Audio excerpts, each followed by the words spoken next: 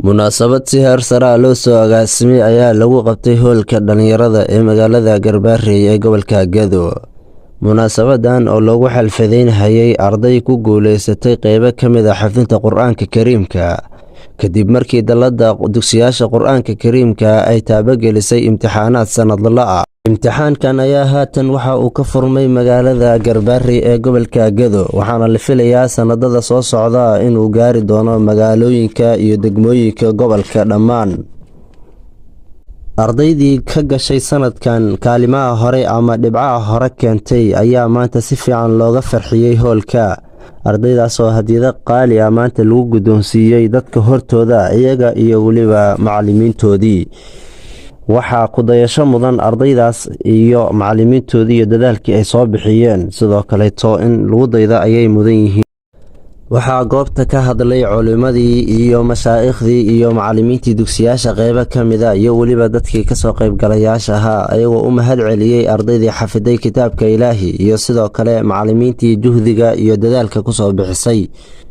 qayb ka mid ana waxay ku tartamahayeen 5 juz qayb ka mid ana waxay ku tartamahayeen 10 juz ayay ku tartamahayeen.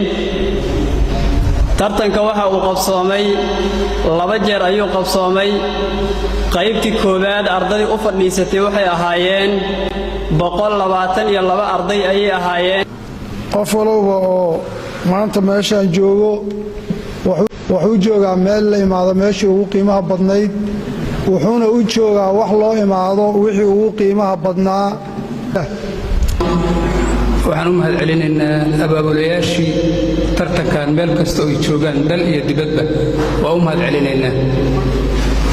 waxaana leenahay ilaahay subxaanahu wa tacaala ha idinkaga xifdiyo ku badbaadiyo sababtiisa. sida aad u bilowdeenna wada baan leenahay insha allahu tacaala kasii wadaan tartan ma haddii kale waa iska nasiib ma ardayda in ay waxaan yidhaahdaa xun yihiin aan soo bixin intii soo baxday oo nasiib ku heshay sanadka soo socda laga yaabo in kale ay nasiib kale u helaan dadaalkay ku xiran tahay insha allah say u dadaalaan. waxaan filayaa in bilow ay ahayd in sanadan macallimiinta waxay lahaayeen oo xogaa ka sheeganayeen degdeg baana wargelin hore ma aanan haysanin.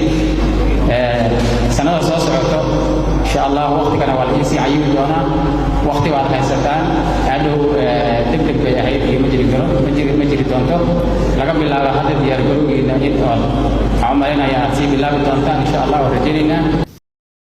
اقرأ بها القرآن سهلا لينا تنجو به من آفة النسيان أخلص لربك وادعه ليثبتك ويزيل عنك وساوس الشيطان ودع الذنوب كبيرها وصغيرها فالذنب يطفئ جذوة الأذهان.